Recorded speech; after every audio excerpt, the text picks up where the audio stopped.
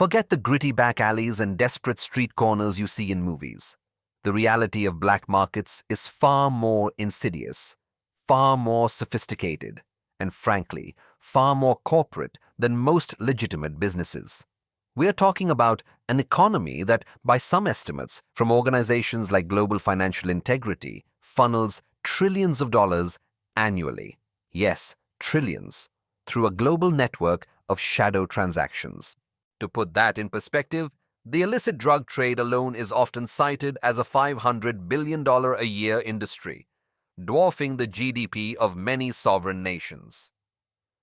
Most people picture these markets as chaotic, disorganized, and barely scraping by. A desperate hustle where everyone is out for themselves, operating on pure chance and brute force. That's the postcard image the system wants you to believe. That illegality equals inefficiency. It's a comforting thought, a neat little lie that keeps the official economy feeling clean and orderly by comparison. But here's the catch, the dirty secret nobody tells you. Many black markets are not just efficient, they are hyper-efficient. They innovate faster, adapt quicker, and often operate with a ruthlessness that would make a Fortune 500 CEO blush. They are, in essence, pure capitalism, unbound by ethics, regulations, or taxes. So, how does an enterprise that exists entirely outside the law manage to build multi-billion-dollar supply chains, complex distribution networks, and even sophisticated customer service operations? You don't get to a $500 billion valuation by being a bunch of disorganized thugs. You get there by understanding supply and demand better than most MBA graduates, by building robust logistics, and by managing risk with a precision that borders on obsessive. The black in black market isn't just about illegality. It's about opacity, about operating in the shadows where traditional economic rules are rewritten, not ignored. Consider the sheer scale required for an illicit trade like human trafficking, a global industry estimated by the International Labour Organization to generate $150 billion in illegal profits every year. This isn't a lone wolf operation. It requires recruitment, transportation, housing, marketing, and the constant management of human beings as commodities.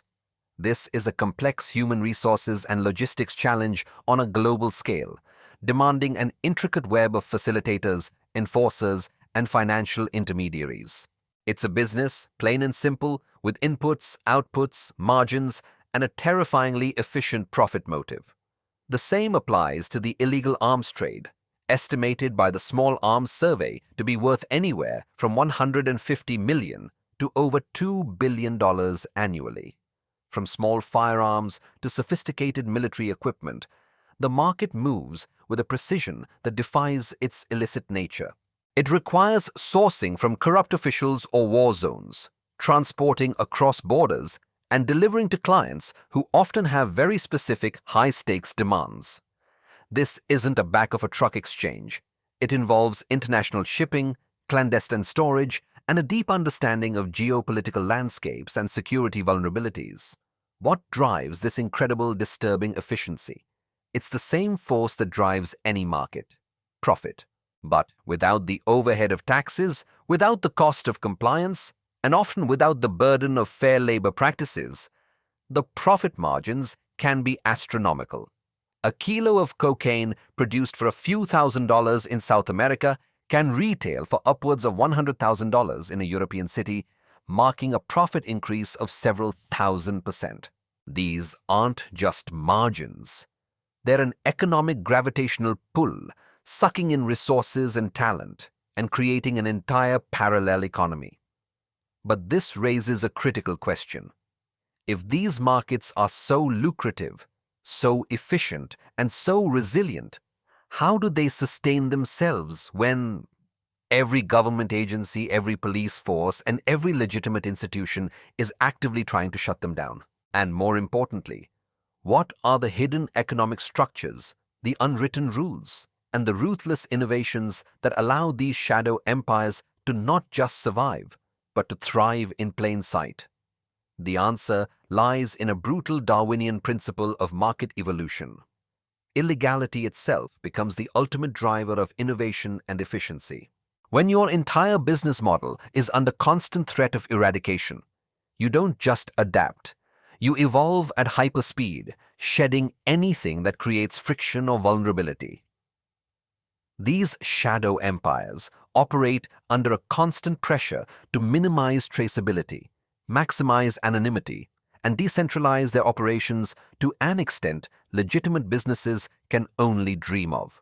Consider the supply chain. A legitimate company importing goods faces customs, tariffs, regulatory inspections, and a paper trail a mile long.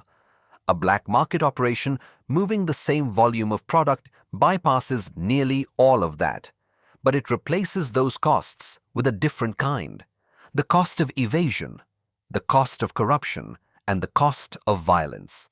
This translates into sophisticated logistics networks that can reroute at a moment's notice, use multiple modes of transport simultaneously, and exploit jurisdictional loopholes with surgical precision.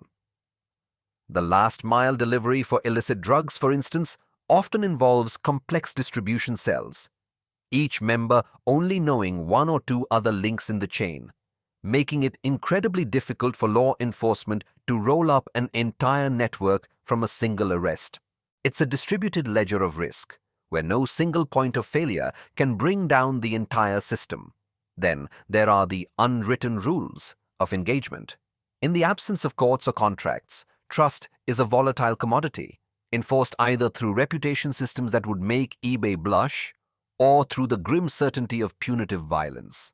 On early darknet markets like the infamous Silk Road, which facilitated hundreds of millions of dollars in transactions for everything from drugs to fake documents, vendor reputation was meticulously tracked through user reviews and escrow services. A 5-star rating meant reliable product and discreet shipping. A 1-star could mean a federal bust. This self-regulating mechanism, built on anonymity and a shared illicit purpose, created a bizarrely functional, if morally bankrupt, marketplace. The market mechanisms were eerily similar to legitimate e-commerce, just without the legal safeguards. But the true genius, if you can call it that, of black markets lies in their ruthless innovation, particularly in finance and communication. The shift to cryptocurrencies, spearheaded by Bitcoin and later by more privacy-centric coins like Monero, transformed how illicit funds move. No longer reliant on suitcases of cash or easily traceable bank transfers, drug cartels and arms dealers could move hundreds of millions of dollars across borders with a few clicks, leaving a digital trail that is notoriously difficult, if not impossible, for traditional law enforcement to follow. This isn't just about making transactions. It's about money laundering on an industrial scale, bypassing the global financial system's anti-money laundering regulations. The blockchain, designed for transparency, is paradoxically exploited for its pseudo-anonymity and borderless nature, creating an untraceable ledger for illicit gains. Beyond cryptocurrency, secure encrypted communication platforms are the lifeblood of these operations. WhatsApp, Signal, Telegram, these apps, designed for privacy, become indispensable tools for coordination, negotiation, and operational planning. They allow leaders to communicate with their networks globally, issuing orders, sharing intelligence, and managing logistics without fear of immediate interception. This digital infrastructure is as crucial to the black market as roads and ports are to legitimate commerce. It enables the global reach of human trafficking networks, coordinating the movement of victims across continents, or the arms trade, linking buyers in conflict zones with sellers halfway around the world. The cost of this digital infrastructure is minimal compared to the profits it facilitates, making it an incredibly high-leverage investment for criminal enterprises. The result is a shadow economy that isn't just surviving, it's thriving, constantly adapting its business practices to outmaneuver state actors. It's a testament to raw, unchecked market forces, where the only metric that matters is profit, and the only regulation is the threat of force, either from rival gangs or from the state. But this raises another more unsettling question. If these markets are so efficient at leveraging cutting-edge technology and innovative business models, what does that say about the vulnerabilities of our legitimate, regulated global systems? And more critically, what happens when the lines between these shadow economies and the legitimate world begin to blur, not just at the edges, but at their very core? The blurring, you see, is not some abstract philosophical concept. It's the inevitable financial integration, the natural progression of capital, dirty or otherwise, seeking legitimacy and stability. Money, in its purest economic form, doesn't care about its origins. It only seeks growth and utility. And this is precisely where the black market's corporate mimicry reaches its most sophisticated and, frankly, most terrifying zenith. They don't just launder money in the simplistic movie sense of stacks of cash being run through a car wash. They invest it. They integrate it. Consider the sheer scale. The United Nations Office on Drugs and Crime, or UNODC, estimates that the amount of money laundered globally in 1 year could be anywhere from 2 to 5% of global gross domestic product. That's a staggering $800 billion to $2 trillion annually. This isn't just pocket change. It's the economic output of entire nations, flowing from illicit activities like the $500 billion from drug trafficking or the $150 billion from human trafficking, all aggressively seeking entry into the legitimate financial ecosystem. How do they achieve this seamless transition? Through a variety of mechanisms, many of which exploit the very openness and complexity of the globalized economy. One prominent method is trade-based money laundering, where legitimate trade transactions are manipulated to disguise the origins of illicit funds. This can involve over-invoicing or under-invoicing goods and services, creating phantom shipments, or using multiple invoicing to obscure the true value of transactions. Imagine a legitimate import-export business that suddenly starts buying raw materials at vastly inflated prices from an offshore shell company. On paper, it looks like a normal business expense. In reality, it's a pipeline for dirty money. Real estate is another classic avenue. It's tangible, holds value, and often involves complex ownership structures that can be exploited for anonymity. A drug lord doesn't simply hoard cash in a mattress. He acquires luxury apartments, commercial buildings, or even entire development projects. These assets are then sold or rented, generating clean income and capital gains.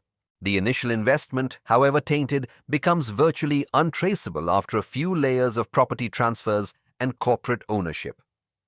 The art market, with its subjective valuations and private sales, offers similar opportunities.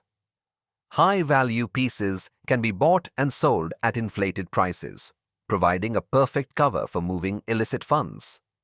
But perhaps the most insidious blurring occurs when black market profits directly infiltrate and acquire legitimate businesses. These aren't just fronts. They are fully operational enterprises, often in cash-intensive sectors like hospitality, construction, or retail. By owning and operating these businesses, criminal organizations gain not only a vehicle for laundering money, but also a source of legitimate income, employment for their associates, and a veneer of respectability. This gives them access to banking services, credit lines, and legal protections that are otherwise denied to purely illicit operations. It's capitalism, just with a slightly different and illegal startup fund. The tension, then, escalates from simply evading law enforcement to a constant, intricate dance with regulatory bodies. Governments implement stricter anti-money laundering, or AML, and Know Your Customer, or KYC, regulations, forcing financial institutions to scrutinize transactions more closely. Yet, the black market responds with ever more sophisticated layering techniques, using intricate webs of shell companies across multiple jurisdictions, often facilitated by corrupt lawyers, accountants, and financial advisors, individuals who, for a substantial fee, are willing to provide the professional expertise needed to navigate these complex legal and financial landscapes. This isn't just about cleaning money, it's about gaining power and influence within the legitimate system. When black market profits buy legitimate assets, they buy legitimate influence. They can exert control over supply chains, manipulate markets, and even lobby political figures.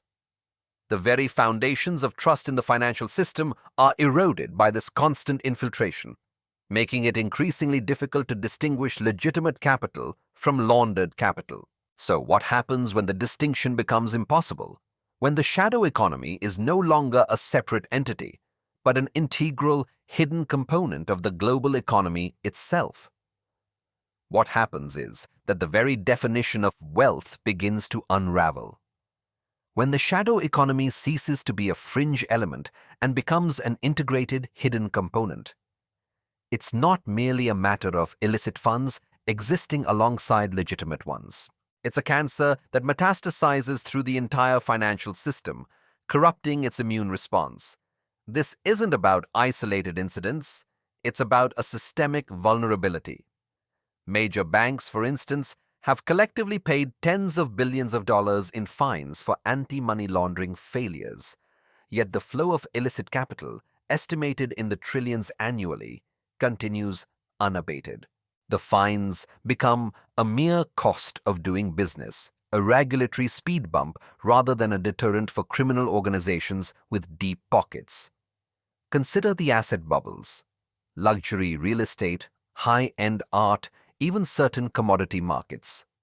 These are often targeted by laundered money, not for their intrinsic value or productive capacity, but for their ability to absorb and obscure large sums of cash. An apartment in a global financial hub, purchased anonymously through a shell company, becomes less a home and more a high-yield, low-risk laundering machine.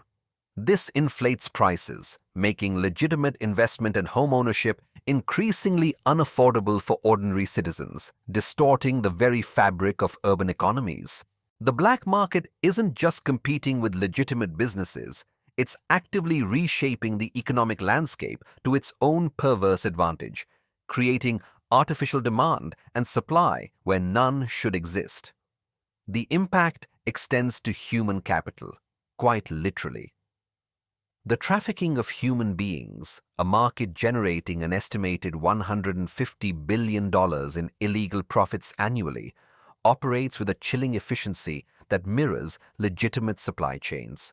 People are sourced, transported, exploited, and their labor or bodies sold for maximum return.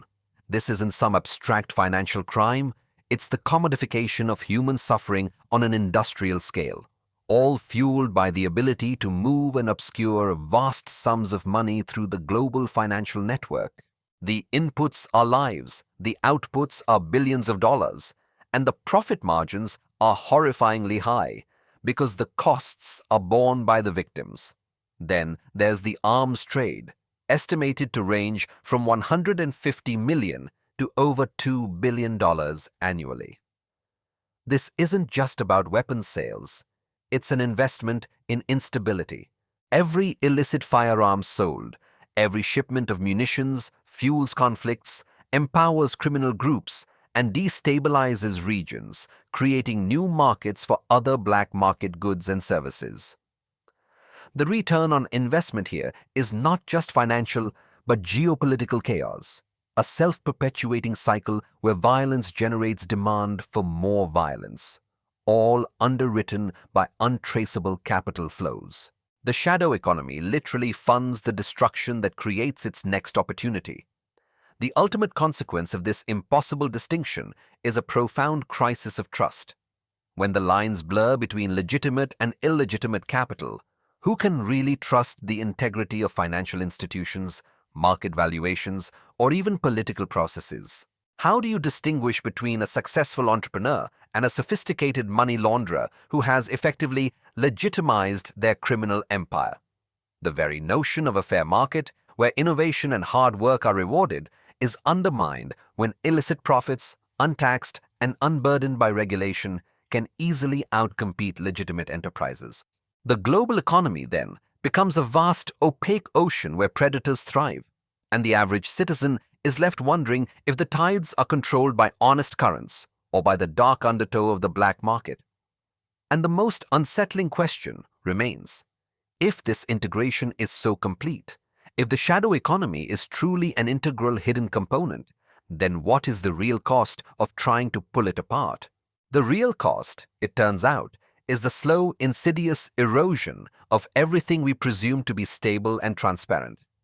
It's the paradox of an economy that functions with ruthless efficiency, but whose primary output is chaos, suffering, and systemic corruption. The very mechanisms that make black markets so resilient, their adaptability, their decentralized networks, their relentless pursuit of unmet demand, are also what make them almost impossible to dismantle. Every attempt to cut off a limb seems only to strengthen the core, forcing it to innovate, to find new channels, new currencies, new obfuscation techniques. Consider the digital frontier, where cryptocurrencies and encrypted communications have added layers of anonymity and speed that traditional law enforcement struggles to penetrate. While legitimate finance grapples with compliance and regulatory burdens, the shadow economy moves at the speed of light, settling multi-million-dollar transactions with the click of a button, leaving barely a trace. This isn't just a challenge for law enforcement, it's an existential threat to the concept of regulated markets. If the fastest, most efficient transactions are happening in the dark, then what incentive is there for a truly globalized, truly digital economy to remain fully within the light? The answer is often, depressingly, very little. The integration means that the financial health of seemingly legitimate sectors can be subtly, or not so subtly, influenced by illicit flows. Real estate, luxury goods, even certain investment vehicles become prime targets for money laundering, distorting prices and creating artificial demand. This isn't just abstract economic theory. It's your local housing market, suddenly inflated by cash offers from unknown sources, making homeownership an impossible dream for honest earners. It's the art market, where masterpieces serve as portable, untraceable assets for criminals. The shadow economy doesn't just exist alongside the legitimate one. It actively shapes and distorts it from within, like a parasitic organism feeding on the host's vitality. And what about the human cost beyond the immediate victims of trafficking or violence? The cost is paid in diminished public services as untaxed billions bypass national treasuries. It's paid in weakened democratic institutions as illicit money buys influence and corrupts officials. It's paid in lost innovation as legitimate businesses struggle to compete against enterprises unburdened by legal, ethical, or environmental standards. The black market isn't just a bad business. It's a fundamental challenge to the social contract, a constant, grinding pressure that pushes societies towards less transparency, less accountability, and ultimately, less freedom. So, to answer that unsettling question, the real cost of trying to pull it apart is astronomical, perhaps even impossible, precisely because it is no longer truly apart. It is interwoven, a dark thread in the fabric of global commerce, efficient, adaptive, and utterly ruthless. Understanding this isn't about condoning it, but about facing the uncomfortable truth of how deeply entrenched it has become. The crime economy doesn't just exist in the shadows. It casts a long, dark shadow over everything, everywhere. If you found this analysis of the hidden gears of global commerce insightful, consider exploring more of our deep dives into the systems that truly run the world, for better or worse.